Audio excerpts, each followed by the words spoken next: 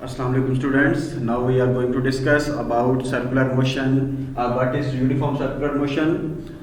तो इसको डिस्कस करने के लिए देखें आप एक सिंपल सी एग्जांपल हम लेते हैं और उससे समझने की कोशिश करते हैं कि व्हाट इज सर्कुलर मोशन। आप अपने एक हाथ में एक रस्सी लें, एक स्ट्रिंग छोटी सी, और उसके एंड पे एक पत्थर बांधें या कोई इस तरह की कोई वजनी मैसिव चीज़ बांधें और उसको इस तरह पकड़े घुमाने की कोशिश करें तो वो एक सर्कुलर पाथ पे क्या करेगी, मूव करेगी, यानी उसका इस तरह का एक सर्कल बन जाएगा। ठीक है, any body moving in a circular path is called circular motion. ठीक है, सर्कुलर मोशन के स्टूडेंट यही डेफिनेशन है, the motion of an object in circular path is called circular motion. और यूनिफॉर्म का क्या मीनिंग है, जिस तरह हमने uniform speed, uniform velocity, uniform acceleration वगैरह की बात की थी, यहाँ पे भी वही चीज़ है कि उसकी मोशन यूनिफॉर्म होती है। इक्वल इंटरवल्स ऑफ टाइम में उसकी जो मोशन है वो क्या होती है, इक्वल रहती है। ओके, और ये था जनरल इसकी डेफिनेशन यूनिफॉर्म सर्कुलर मोशन की। और साथ ही इसका जो मेन टॉपिक है वो आपका है सेंट्रीपिटल फोर्स। क्या है? सेंट्रीपिटल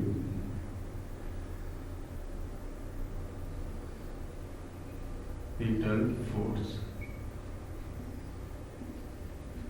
सेंट्रीपिटल फोर्स स्टूडेंट्स क्या चीज़ है? अब देखें कि जब आपने एक बॉडी को सर्कुलर पाथ पे मूव करवाना है तो वो कौन सी चीज़ है जो कि उसको मजबूर करती है, उसको फोर्स करती है कि तुम सर्कुलर पाथ पे ही मूव करो और इस सर्कल से बाहर स्ट्रेट लाइन पे उसको जाने नहीं देती। फॉर एग्जांपल इस एग्जांपल में आप देखें, हाथ से आप रस्सी के साथ एक मैच को बांध के घुमा रहे हैं इस तरह, तो वो सर्कुलर पाथ में ही मूव कर रही है बॉडी। अगर उसको यहाँ पे छोड़ें किसी पॉइंट पे तो वो सीधा जाके वो दीवार के साथ लगेगा, वो मैच वो फिर सर्कुलर पार्ट में मूव नहीं करेगा। मीन कि आपके पास जो स्ट्रिंग है, स्ट्रिंग एक फोर्स अप्लाई कर रही है उस मैच पे, जिसकी वजह से वो मैच सर्कुलर पाथ पे ही मूव कर रहा है। वो फोर्स जो कि किसी भी बॉडी को सर्कुलर पाथ पे मूव करवाने पे फोर्स करती है, मजबूर करती है, that is called centripetal force. The force that keeps a body moving in a circle. Centripetal force क्या है? The force that keeps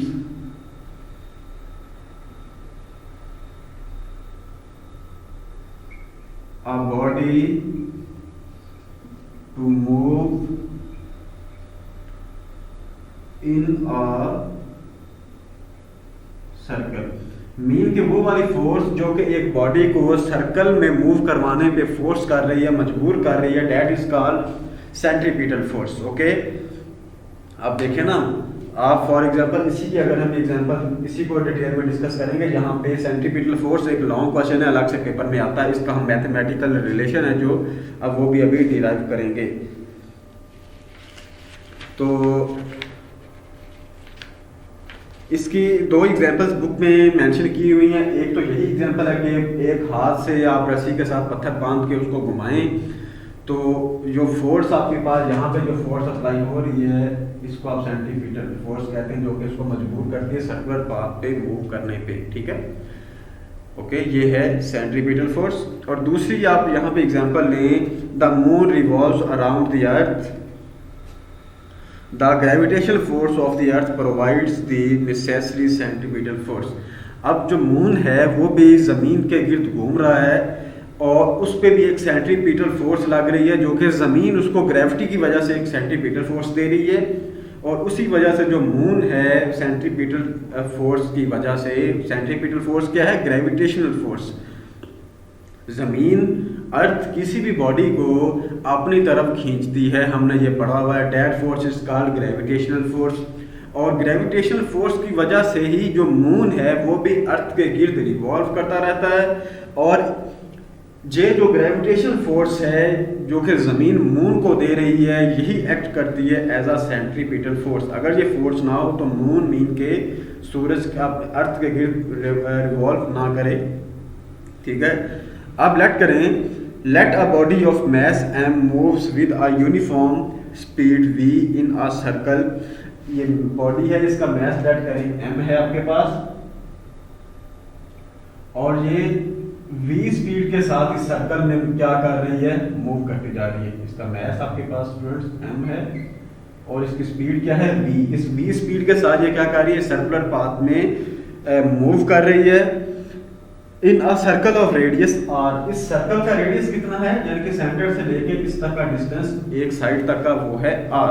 okay, the acceleration AC produced by the centripetal force is given by, यहाँ पे जो acceleration produce होगा वो कह रहे हैं कि acceleration mean AC centripetal force की वजह से acceleration है, it is equal to F over, it is equal to V square over R, it is equal to V square over R। ठीक है, ये acceleration produce होगा इस motion की वजह से इस स्प्रिंग में, A square over R।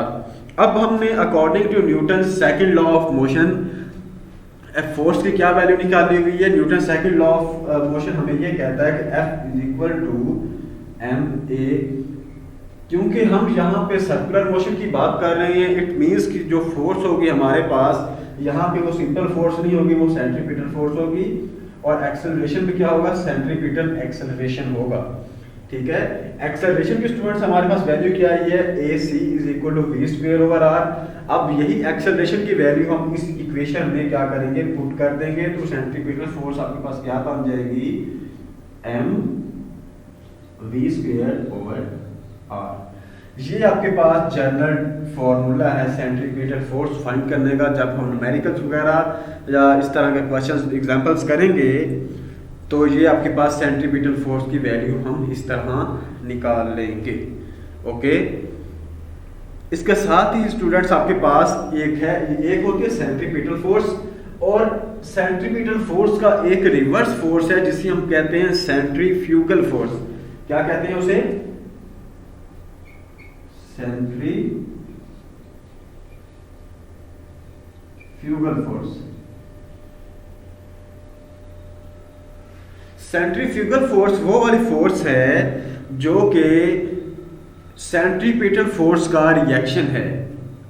ठीक है, हमने according to Newton third law of motion, Newton third law of motion में हमने क्या देखा था कि every action has a reaction but in opposite direction. यहाँ पे एक्शन फोर्स जो है वो है centripetal force. Centripetal force students वो वाली फोर्स है जो कि इस ऑब्जेक्ट को मजबूर करती है कि तुम सर्कुलर पाथ में ही मूव करोगे। ठीक है, लेकिन इसकी अपोजिट एक फोर्स है जिसे हम कहते हैं सेंट्रीफ्यूगल फोर्स। वो ये कहती है कि अगर तुम्हें ज़रा सा भी मौका मिल जाए, सेंट्रीपिटल फोर्स ज़रा से भी कम हो, तो इस सर्कुलर मोशन को खत्म करके स्ट्रेट लाइन मोशन में मूव करना शुरू कर दो। That force is called centrifugal force. Centrifugal force कब होती है, आप देखें, आप पत्थर को इस तरह घुमा रहे हैं, हाथ से पकड़ के रस्सी के साथ बांधा हुआ है आपने उसे, और अचानक उस रस्सी को छोड़ें या पत्थर आगे से खुल जाए, रस्सी के साथ आपने यहाँ पे बांधा हुआ है उसे, तो वो सीधा जाकर दूर गिरेगा स्ट्रेट लाइन में, फिर वो खुद ब खुद सर्कुलर पाथ में मूव नहीं करेगा। अगर आप उसको घुमाते रहें इस तरह और उसको छोड़ दें रस्सी को, फिर वो खुद ब खुद सर्कुलर पाथ में मूव करेगा, नहीं करेगा। सर्कुलर पाथ में मूव क्यों कर रहा था, रस्सी की वजह से। वो रस्सी उसको क्या दे रही थी, सेंट्रीपिटल फोर्स प्रोवाइड कर रही थी। अब आपने जब उसे छोड़ा है तो सेंट्रीफ्यूगल फोर्स उसे सर्कुलर पाथ में मूव नहीं करने देगी, वो उसे स्ट्रेट लाइन में लेके जाके दूर कहीं फेंक देगी। समझ आई बात की, जो मूव कर रहा था सर्कुलर पाथ में ये है सेंट्रीपिटल फोर्स। अगर आप सेंट्रीपिटल फोर्स खत्म करेंगे, मीन के उसको छोड़ेंगे हाथ से जरा सा भी, यार वो खुल जाएगा मैस रस्सी से, तो वो दीवार के साथ जाकर लगता है जो पत्थर या दूर कहीं जाएगा स्ट्रेट लाइन में, वो फिर सर्कुलर पाथ में मूव नहीं करेगा। वो फोर्स जिसकी वजह से ये चीज हो रही है जो कि सेंट्रीपिटल फोर्स के अपोजिट है, that force is called centrifugal force. Okay, अब यहाँ पे देखें कि सेंट्रीपिटल फोर्स हम कहाँ कहाँ पे यूज़ कर रहे हैं। सेंट्रीपिटल फोर्स हम इसकी एप्लीकेशंस क्या क्या हैं। सेंट्रीपिटल और सेंट्रीफ्यूगल फोर्स के स्टूडेंट्स बहुत सी एग्जांपल्स हैं और एप्लीकेशंस हैं जो कि हम डेली लाइफ में यूज़ करते हैं। सबसे पहली है banking of the roads. Banking of the roads क्या चीज़ है, आपने अक्सर देखा होगा रोड पे जब मूव कर रहे हैं किसी भी जगह पे, फॉर एग्जांपल आप एक हाईवे पे या किसी भी बड़े रोड पे मूव कर रहे हैं, मोटरवे पे भी देख लें तो ज़्यादातर हाईवेज पे ये है, मोटरवे पे इस तरह की वो कम बनाई जाती हैं। बैंकिंग ऑफ रोड्स का मीनिंग ये है कि अगर अचानक टर्न आ जाए यानी कि मोड़ आ जाए तो आप वहां पे करते ये हैं। बैंकिंग ऑफ रोड्स में क्या होता है,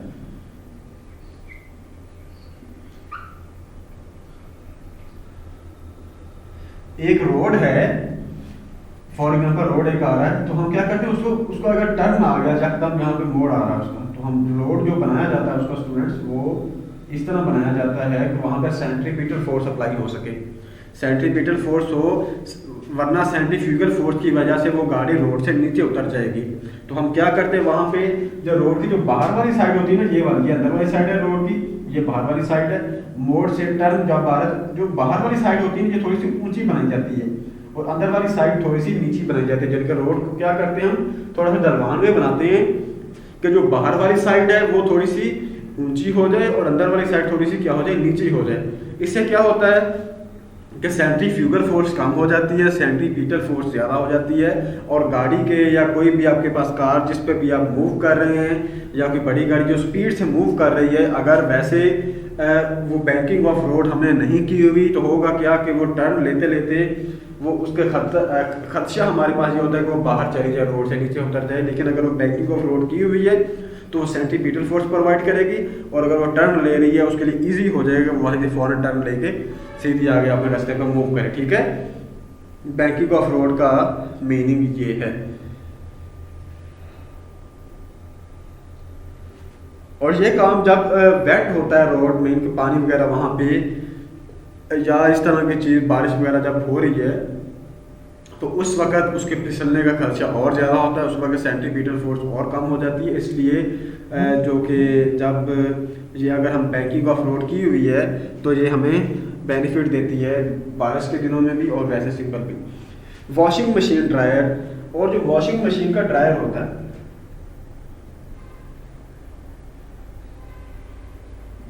वॉशिंग मशीन का ड्रायर भी स्टूडेंट्स इसी मेथडोलॉजी पे वर्क कर रहा है, सेंट्रीपिटल फोर्स और सेंट्रीफ्यूगल फोर्स में। अब उसमें देखें जब वॉशिंग मशीन बनाई जाती है उसके दो लेयर्स होती हैं, एक की बाहर वाली लेयर जिस तरह अब वॉशिंग मशीन की होती है, ड्रायर की सॉरी बात कर रहे हैं, वॉशिंग मशीन वाली उसकी शेप बाहर वाली होती है और उसके जो अंदर वाली शेप होती है वो एक होती है सर्कुलर जालीदार एक होता है बॉक्स। हम उसमें जो हमारे धुले हुए कपड़े जो कि वेट फॉर्म में होते हैं उसके अंदर रखते हैं, वो घूमता है सर्कुलर पार्ट उसका। उस मोशन की वजह से होता है ये कि जो कपड़े साइड वाली दीवारों से जब टकराते हैं तो उनके अंदर जब वाटर होता है, नमी वगैरह पानी, वो क्या होता है उस जाली से बाहर आ जाता है। जाली से बाहर क्यों कि सेंट्रीपिटल फोर्स ने उसको सर्कुलर पाथ में मूव करवाए रखना है, वहाँ पे सेंट्रीपिटल फोर्स कम हो जाती है, सेंट्रीफ्यूगल फोर्स ज़्यादा हो जाती है। इसलिए जो वाटर ड्रॉप्स हैं उन पे सेंट्रीपिटल फोर्स नहीं होती तो वो क्या करते हैं फिर उस जाली से बाहर आ जाते हैं, जाली से बाहर आ जाते हैं, कपड़ों से अलहदा हो जाएंगे वाटर ड्रॉप्स और जो कपड़े हैं वो जाली के अंदर ही घूमते रहेंगे इसी तरह, और जो वाटर ड्रॉप्स हैं वो बाहर आ जाते हैं जाली से और वाटर अलग हो जाता है और जो आपके बाकी क्रॉस वगैरह हैं वो क्या हो जाते हैं, अलग हो जाते हैं। ये ड्रायर मशीन का आपके पास प्रोसीजर होता है। इसके बाद है क्रीम सेपरेटर। क्रीम सेपरेटर कौन सा क्रीम, ये हम मिल्क से जो क्रीम अलग करते हैं,